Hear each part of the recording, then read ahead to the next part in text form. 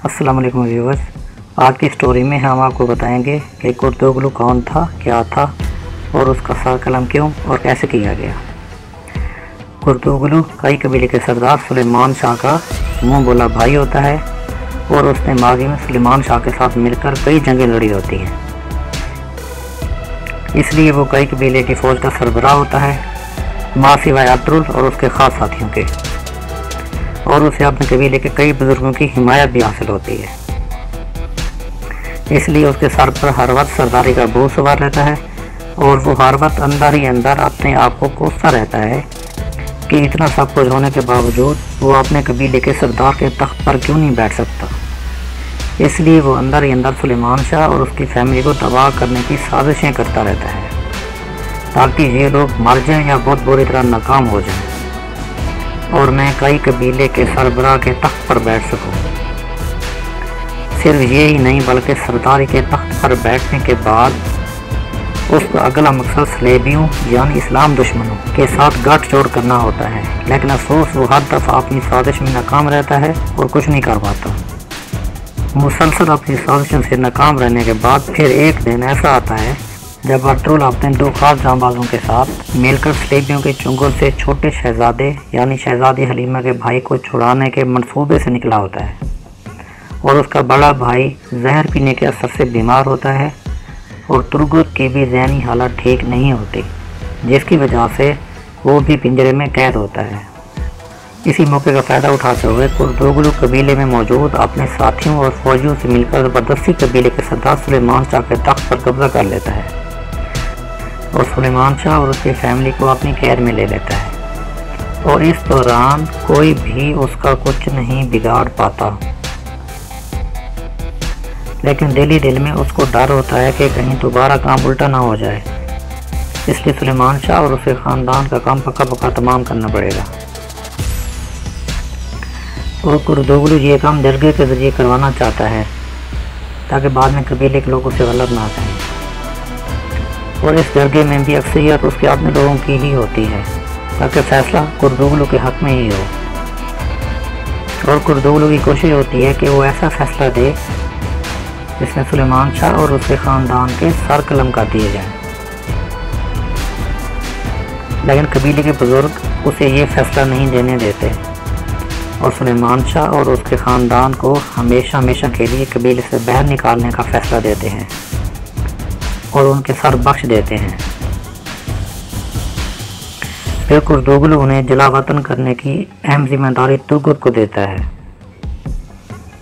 और अंदर ही अंदर तुर्गुत को समझा देता है कि तुमने कबीले के बाहर जाकर इन सब को कत्ल कर देना है और उसकी जिम्मेदारी मैं सलेबियों पर डाल दूंगा। और कुर्तुगलू ये पैगाम सलेबियों तक भी पहुंचा देता है ताकि वो लोग भी आकर सुलेमान शाह की फैमिली को मारने में तुर्गुत की मदद करें। वो शहजादी हलीमा को अपने पास मोहरा बना कर रखता है ताकि हलीमा उससे इब्न अरबी के संदूक का पता बता सके और अब्दुल भी उसके कंट्रोल में रहे। लेकिन फिर रास्ते में जब तुर्गुत उन्हें कत्ल करने लगता है तो अचानक उसी टाइम उसका दिमाग काम करने लग जाता है और वो उन्हें मारने की बजाय अपने साथ सिपाहियों को मार देता है और सलेबियों के आने से पहले उन्हें आज़ाद कर देता है। और इस जंग में अब्दुल भी उनके साथ आकर मिल जाता है और फिर वो तमाम मिलकर सलेबियों को शिकस्त दे देते हैं।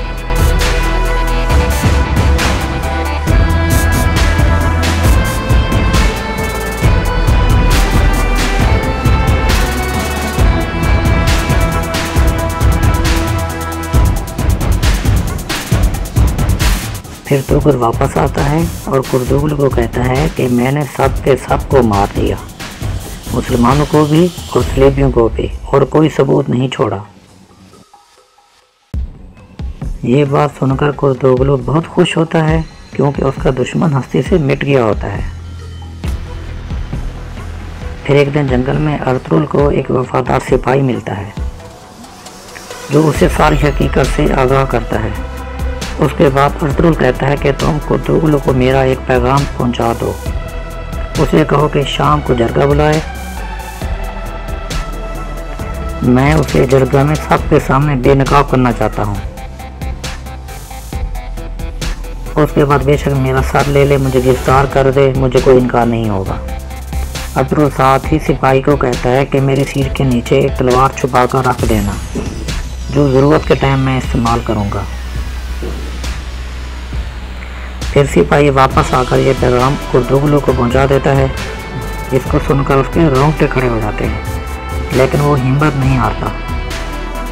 फिर उसी इतराफ़ में एतमाद वाले बुज़ुर्गों से मिलकर वो साजिशी जगह रखता है, लेकिन उसे तुर्गुत का डर होता है कि ये कहीं अब्दुल के साथ ना मिल जाए, इसलिए उसे और छोटे शहजादे को सलेबियों के पास नई साजिश बनाकर कबीले के बैर भेज देता है।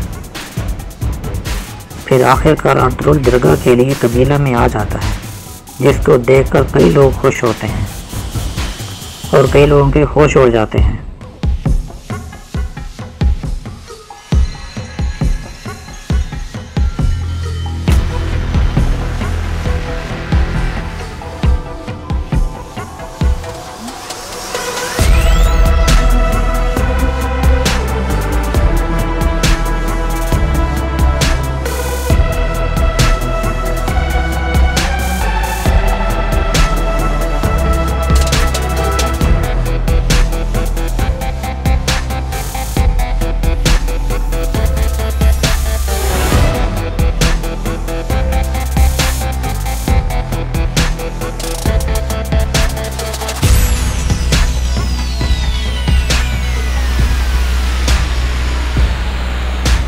फिर दरगाह शुरू हो जाता है।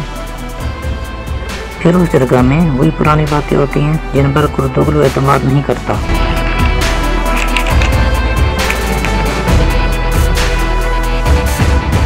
और अपने सिपाहियों के जरिए अब्दुल पर हमला कर देता है। इतने में अब्दुल भी अपनी सीट के नीचे तलवार निकाल लेता है और उनसे लड़ाई शुरू कर देता है।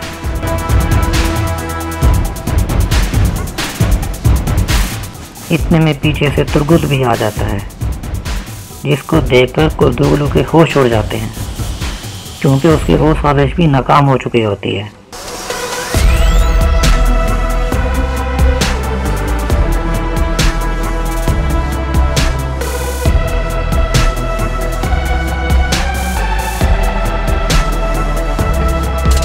अब अर्तुगरुल और तुर्गुत मिलकर कुर्दुगलू के साथियों को मार देते हैं और उसे पूरी तरह अपने शिकंजे में फंसा लेते हैं।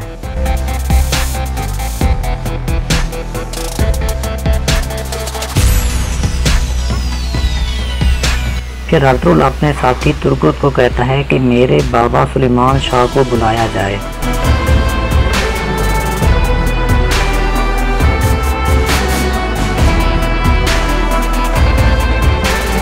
फिर इतने में देखते ही देखते सुलेमान शाह अपनी फैमिली के साथ कबीला में आ जाता है, जिसको जिंदा देखकर लोग बहुत खुश होते हैं।